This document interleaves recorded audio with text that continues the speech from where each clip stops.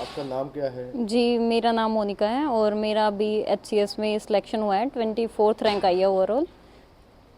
तो जब आपको रिजल्ट आया तो किस तरह की खुशी? खुशी बहुत ज़्यादा थी और सबसे ज़्यादा खुशी अपने घर वालों की खुशी को देख के हुई थी, क्योंकि आप जब ज़्यादा खुश होते हो जब आपके घर वाले खुशी महसूस करते हैं उस पल की, तो बहुत ज़्यादा खुशी हो रही है, सबको ही अच्छा लग रहा है। अच्छा, आप अपनी मेहनत का श्रेय किसे देना चाहेंगे? मैं अपनी मेहनत का श्रेय सबसे पहले तो भगवान को देना चाहूँगी, साथ में मेरी जो फैमिली का सपोर्ट रहा है, माता पिता का, भाई बहन का, हमेशा ही मोटिवेट किया है उन्होंने। ये नहीं है कि भाई नहीं हुआ तो अब छोड़ दो, घर पे बैठ जाओ या शादी कर देते हैं, तो ऐसा कुछ नहीं था। उन्होंने सपोर्ट किया बहुत, और अपनी फैमिली को और माता पिता गुरुजनों को मैं इसका श्रेय देना चाहूँगी।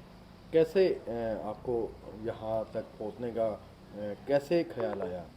ये ख्याल मेरे को मेरे भाई के थ्रू मिला है, कि उन्होंने ही मुझे गाइड किया था कि अब ये आईएएस वगैरह के लिए तैयारी करने के लिए, तो मैंने अपनी यूपीएससी की तैयारी शुरू की, और उसके साथ ही फिर एचसीएस वगैरह की स्टेट पीसीएस की तैयारी हो जाती है। तो उन्होंने ही मुझे मोटिवेट किया था, क्योंकि पढ़ने में भी मैं ठीक थी तो इस वजह से। और फिर देखा कि भाई समाज में लड़कियों को, जैसे ही हरियाणा में आपको पता भी है कि कम ही शिक्षा मिलती है, तो एक मैं भी मतलब उनके लिए उभरूँ इस तौर पर कि भाई एक लड़की को इतनी अच्छी शिक्षा मिली और उसे पढ़ने का मौका मिला, तो वो एक पद पर पहुंची है।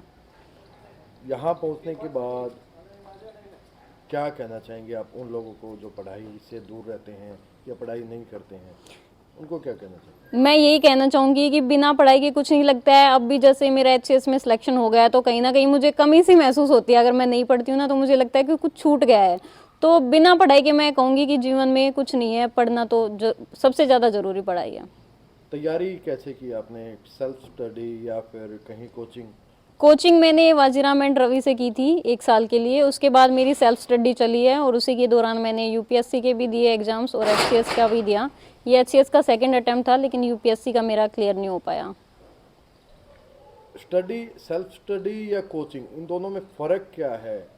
क्या मानते हैं आप? मैं सेल्फ स्टडी सबसे बेस्ट है। कोचिंग भी है अगर कोई अफोर्ड कर सकता है, लेकिन आजकल यूट्यूब पे इतने रिसोर्सेज अवेलेबल हैं आपके पास, तो मैं नहीं समझती कि हमें कोचिंग की कोई ज़रूरत है।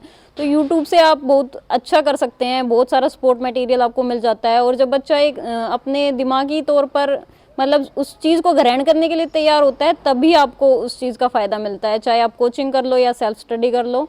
कोचिंग भी तभी बेनिफिशियल है यदि आप उसको ग्रहण करने के लिए तैयार हैं, उस डायरेक्शन में बढ़ने के लिए तैयार हैं। ऐसे ही जाके कोचिंग में हम बैठ नहीं सकते और उन्होंने जो सिखाया है बस सुन के आ गए, तो उससे कोई फ़ायदा नहीं मिलेगा फिर। पहले क्या था, महिलाओं को, जो लड़कियां थी उनको शिक्षा कम दी जाती थी, जी। परिवार का सपोर्ट नहीं मिलता था। जी। तो परिवार का सपोर्ट जरूरी है या क्या मानते हैं आप इसको? जी, बिना बिना परिवार के सपोर्ट के तो कुछ नहीं कर सकते, और लड़कियों के लिए तो स्पेशली होना ही चाहिए, क्योंकि जब लड़कियां पढ़ेंगी तभी मैं मानती हूँ कि देश आगे बढ़ेगा। हालांकि लड़कों का भी पढ़ना बहुत ज़रूरी है, लेकिन आज के समाज को देखते हुए लड़कियों का इंडिपेंडेंट होना बहुत ज़्यादा ज़रूरी है, इसलिए लड़कियों की पढ़ाई को हर एक पेरेंट्स को सपोर्ट करना चाहिए। कितनी बार अटेम्प्ट किया आपने? मेरा ये एचसीएस का दूसरा अटेम्प्ट था। पहले अटेम्प्ट में मेरा प्री क्लियर नहीं हुआ था 2019 में, और ये मेरा दूसरा अटेम्प्ट था, तो हो गया उस पर। यूपीएससी की भी कभी तैयारी की है? हाँ, इसके साथ साथ यूपीएससी की मैं करती थी तैयारी, साइड बाय साइड चलती रहती थी, लेकिन यूपीएससी में मेरा हो नहीं पाया, यहाँ हो गया एचसीएस में। तो अब जैसे आपको ये कल मिला है, तो बच्चे जो और तैयारी कर रहे हैं उनको आप कुछ कहना चाहेंगे अपनी तरफ से? मैं ये कहना चाहूँगी कि बस निरंतर प्रयास में लगे रहिए। ये हम कोई उनसे अलग नहीं है, बस थोड़ा ये होता है कि भाग्य भी साथ दे जाता है जब आपका होना होता है। लेकिन ये सोच के कि अब नहीं हो रहा है छोड़ो, तो पीछे मुड़ना मुझे लगता है सही नहीं है, क्योंकि पीछे मुड़ के हम देखें तो कहाँ कहाँ ही जाएंगे। क्योंकि एक यूपीएससी की तैयारी करने वाला बच्चा पढ़ पढ़ के इतना आगे आ जाता है कि और डायरेक्शन में जाने के लिए उसका जाना भी मुश्किल हो जाता है, वो जा नहीं पाता। तो मैं ये कहूँगी कि निरंतर प्रयास करते रहिए, और जो भी आपको कमी लग रही है एनालाइज कीजिए कि कहाँ किस सब्जेक्ट में कमी रहेगी। ऑप्शनल में, मेंस के मार्क्स में कहीं कमी रही हो, हिंदी में, क्योंकि हिंदी, इंग्लिश, जीएस और ऑप्शनल का 4 पेपर होते हैं ना मेंस में, जो बच्चे मेंस में रहे हों तो उनको अपने सब्जेक्ट पे फोकस करना चाहिए, एनालाइज करना चाहिए। और जो प्री में रहे हों उनको भी ये देखना चाहिए कि कौन सा क्वेश्चन था जिसकी वजह से आप रह गए, जो आपने सही कर सकते थे और नहीं किया। तो सारी चीज़ों को एनालाइज करके फिर आगे बढ़िए, तो ज़रूर सिलेक्शन हो जाएगा। परिवार, पिताजी आपके क्या करते थे? मेरे पिताजी एक किसान फैमिली से मैं बिलोंग करती हूँ। अभी वो एक प्राइवेट सेक्टर में एम्प्लॉई हैं, तो पिताजी तो यही करते हैं। ग्रामीण क्षेत्र से आप यहाँ तक पहुँचे जी। हैं, स्ट्रगल जो था जी। थोड़ा उसके बारे में? स्ट्रगल तो बहुत रहा है जी। ये होता है ना कि एक प्रिपरेशन के दौरान बच्चा कहीं भी जाना बंद कर देता है, तो ऐसे ही फील होता है कि पढ़ लेते हैं, कहीं जाना आना तो बाद में भी होता रहेगा।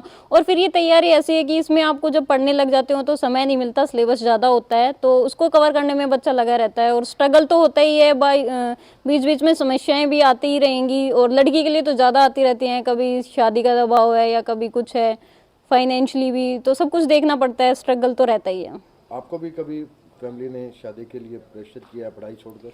नहीं, एज सच तो कोई प्रेशराइज नहीं किया उन्होंने, मुझे सपोर्ट ही किया है। पर ये ना कि फैमिली वाले तो नहीं कहते, लेकिन बाहर वाले लोग बोलने लग जाते हैं कि भाई एज हो गई है, क्या सोच रहे हो। तो उस पर जो बच्चा पढ़ रहा होता है ना, उस पर मेंटली प्रेशर आ जाता है इनडायरेक्ट।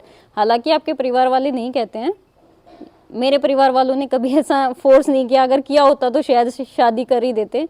तो इन्होंने तो पढ़ाया है अपने बच्चों को, तो इसलिए। लड़कियों के लिए कोई मैसेज देना चाहेंगे आप? लड़कियों के लिए मैं ये मैसेज देना चाहूँगी कि पढ़ाई बहुत ज़रूरी है हम सब के लिए, लड़कियों के लिए। और उसके लिए आपको फिजिकली भी स्ट्रांग होना पड़ेगा, मेंटली भी, और इमोशनली भी, और फाइनेंशियली भी। आज के ज़माने में लड़कियों के लिए फाइनेंशियली इंडिपेंडेंट होना मस्ट है, उसके लिए आपको पढ़ना ही पड़ेगा। तो मैं यही मैसेज पहुंचाना चाहती हूँ कि जो भी लड़कियां पढ़ सकती हैं या फिर कोई भी समस्याएं आ रही हैं, तो उन समस्याओं को साइड में रखकर एक बार अपने आप को देखिए और ये सोचिए कि आप कैसे पढ़ सकती हैं, उस चीज़ को इवॉल्व करिए आप। क्योंकि आज यूट्यूब के इस सोशल मीडिया के ज़माने में किसी चीज़ की कमी नहीं है, आप कहीं से भी अपने रिसोर्स निकाल सकती हैं। बस पढ़ने की इच्छा होनी चाहिए, जुनून होना चाहिए, तो सब अच्छा करेंगे।